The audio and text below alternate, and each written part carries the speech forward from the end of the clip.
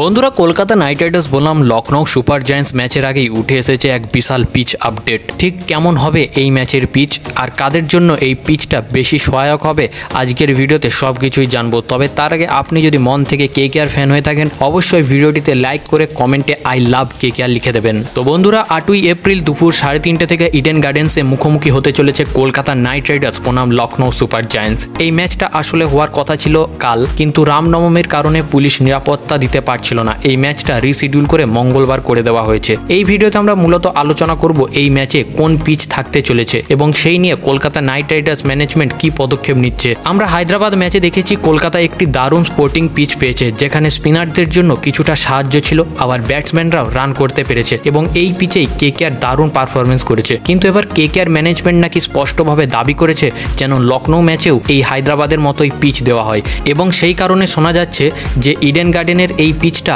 আগের থেকে একটু ফ্ল্যাট ছিল, সেটাকে ড্রাই করা হচ্ছে, জল দেওয়া বন্ধ করে দেওয়া হয়েছে। এমনকি খবর এসেছে কেকেআর প্র্যাকটিস সেশনের সময় চন্দ্রকান্ত পণ্ডিত ফোনে কথা বলার পরই ছুটে আসেন পিচ কিউরেটর সুজন মুখার্জি এবং সেখানে কিছুটা আলোচনার মাধ্যমে নাকি ম্যানেজমেন্ট বুঝিয়ে দিয়েছে তারা কোন ধরনের পিচ চাইছে এবং কড়াভাবে বুঝিয়েছে যে তাদেরকে এই ধরনের পিচই দিতে হবে। যেহেতু ম্যাচটা দুপুরে হবে তাই ডিউর কোনো প্রভাব থাকবে না এই ম্যাচে, তার ফলে ড্রাই কম্বিনেশন স্পিনারদের জন্য সহায়ক হতে চলেছে এবং কেকেআর এর স্পিনার বোলিং অ্যাটাক যদি সঠিকভাবে ব্যবহার হয় তাহলে এই ম্যাচটা কিন্তু কেকেআর এর পক্ষেই যেতে চলেছে। অন্যদিকে আবার লখনৌ সুপার জায়ান্টস সবুজ মেরুন জার্সি পরে এই ম্যাচে খেলতে নামবে, যাতে মোহনবাগান ফ্যানেদের তারা একটু আকৃষ্ট করতে পারে। এটা তারা প্রতি বছরই করে আসছে, তাই এই বছরেও তাদের সেই ট্রেন্ড বজায় থাকবে। বন্ধুরা, আপনার কি মনে হয় লখনৌকে হারিয়ে কি কলকাতা পয়েন্টস টেবিলে আরো উপরের দিকে যাবে নাকি লখনৌয়ের কাছে হেরে যাবে? আপনার মতামত অবশ্যই কমেন্টে জানাবেন।